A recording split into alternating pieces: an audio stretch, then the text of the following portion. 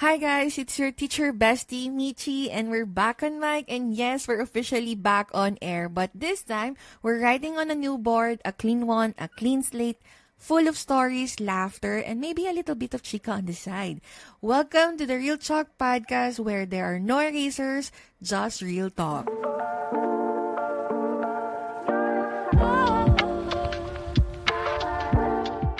Now, if you've been following my journey since the Resignation series, you know what a ride that was for me. The tears, the doubts, the sleepless nights, the Lord, tama ba itong ginagawa ko? Moments, like, sobrang hirap lang nung pinagdaanan natin yon. But I'm so thankful na nandito ka pa rin at nakita mo pa rin ako. Sa dami-daming bagay sa internet, nandito ka pa rin kasama ako. That series wasn't just a content, by the way.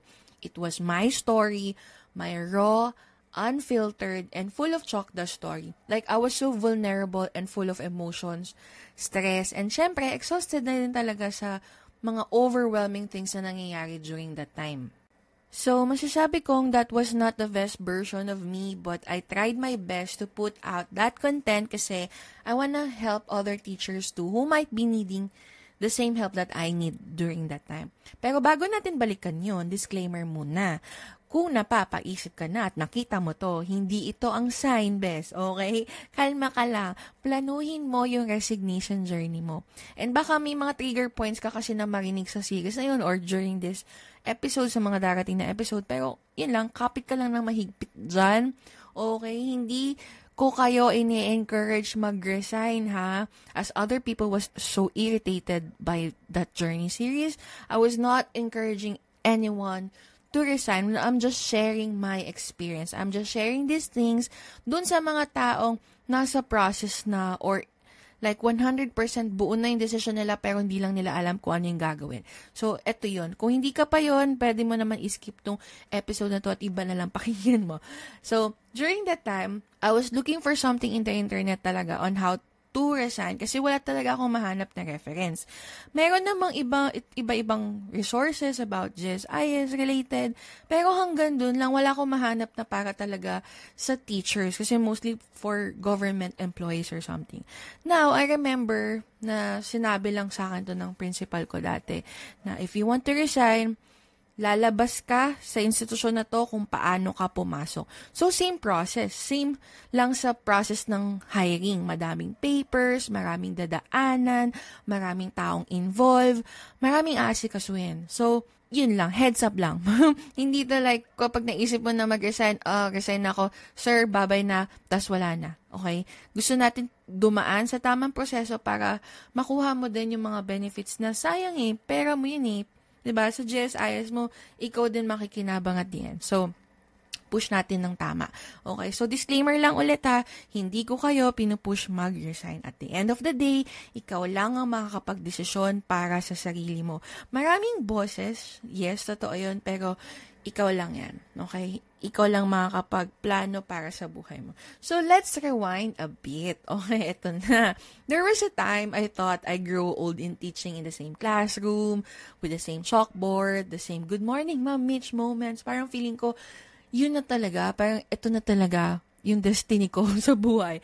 But, teaching in the public school system taught me like grit, compassion, and the art of surviving 8-hour shift, and with like 50 plus students per class and 0 aircon. Great ba kayo doon?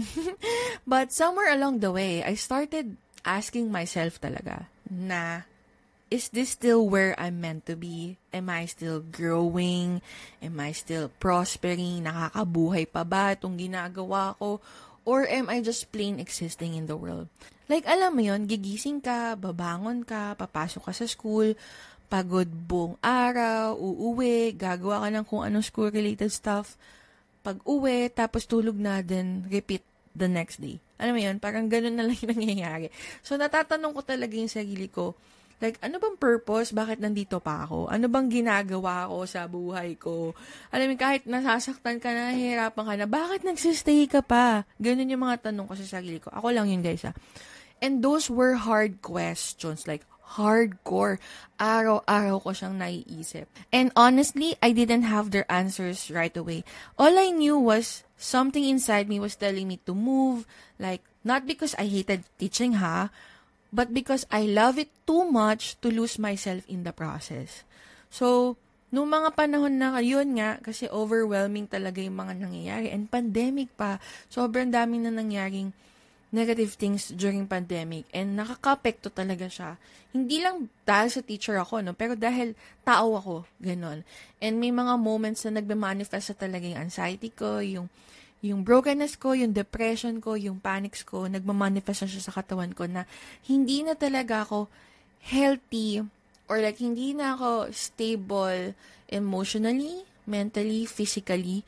So, naghalo-halo na. And I needed a break.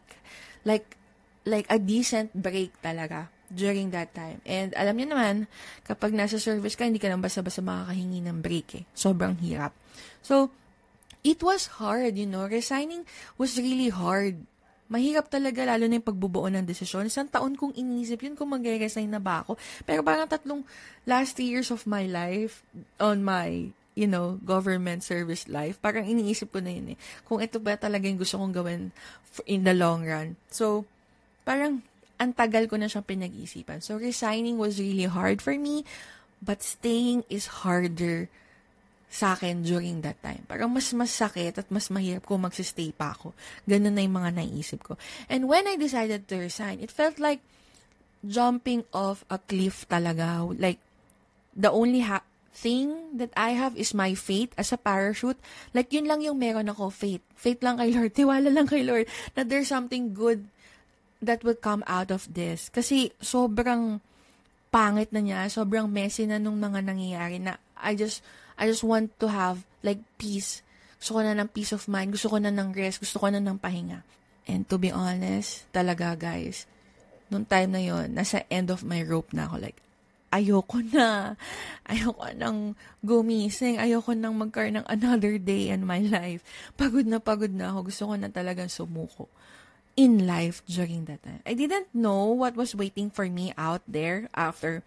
Like, hindi ko yun naisip during that time, Like, mga tanong, like, would I regret it? Would people judge me?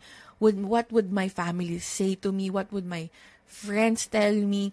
Yun yung mga things or questions na umiikot sa akin. And lagi pa may dadagdag pa dyan yung parang sayang naman, permanent ka na. Sayang naman, ang hirap naman makapasok dyan pero nandyan ka na. Or iba naman, babalik ka rin. Sinasabi mo lang yan ngayon pero babalik ka rin. Yung mga ganun. So, ang daming boses talaga. But guess what? That didn't stop me. Because outside the institution, I found something bigger. Sobrang marami pa palang opportunity para sa akin. Hindi lang pala para dito lang ako. Parang marami pa pala akong pwedeng gawin. Marami pa pala akong pwedeng ma-experience. Marami pa pala akong pwedeng subukan sa life.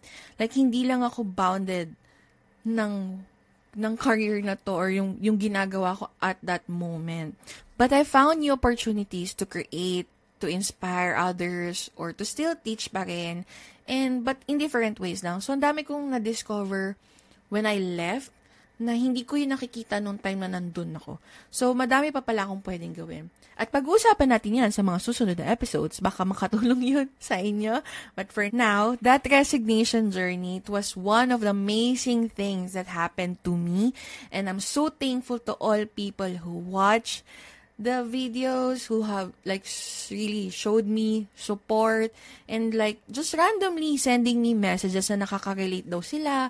And nakakaantig talaga ng puso yung mga messages nyo, mga moms, or sobrang thankful ako during that time. Until now, parang thankful pa rin ako sa'yo. I'm so happy to meet teachers across country at sa ibang bansa din. I'm so thankful sa inyo. And thank you din na nakatulong ako sa inyo kahit papano yung mga umalis na at nanghihingi ng tulong for resigning or something para sa mga benefits na nasuggest. Sobrang thank you sa inyo. Namimiss ko na yung mga chikahan natin, pero I'm so thankful for everyone na talagang nag-reach out to me. Hindi ko yun malalagpasan kung wala din talaga kayo. So, super thank you sa inyong lahat. And that's what led me here to this brand new show, The Real Talk Podcast. This isn't just another teacher podcast. This is our safe space to laugh about our classroom bloopers, to cry over our whys, bakit pa natin ginagawa itong mga bagay na to rant about our forms and deadlines, to talk about life beyond lesson plan. So basically, gusto kong bumuo ng bagong community na different perspective, like a community under the light. Na alam ko, mahirap na yung mga nangyayari sa environment natin, and I'm hoping that this podcast can help you to give you fun times, pagaanin man lang yung day-to-day thing na nangyayari sa life natin. So, we'll be chatting with amazing teachers, teacher influencers, and dreamers, the one who stayed and the one who left, and the ones who are still figuring things out in between. Lahat yan nandito sa podcast na to. Because let's be real, there's no eraser for life's decisions, but there's always a new lesson to learn, right? Right, teachers? So, to everyone who supported that resignation series, again, thank you for walking with me throughout that season. And now, I invite you to walk with me again, this time with laughter, honesty, and real talk. Just real talk. This is the Real Talk Podcast, where teachers keep it raw, real, and a little bit ridiculous. Just tayo lang. Ito na to, teachers. Let's build a community together where we can express everything that we want to, and try to live life a little more happier and lighter. So don't forget to follow, subscribe, and share this episode with your fellow teachers who might need a little bit hugot and hope. And see you on the coming episode. Once again, I'm your host, your teacher bestie, Michi, leaving you with this food thought. You can leave the classroom, but you can never leave the calling. See you! Bye!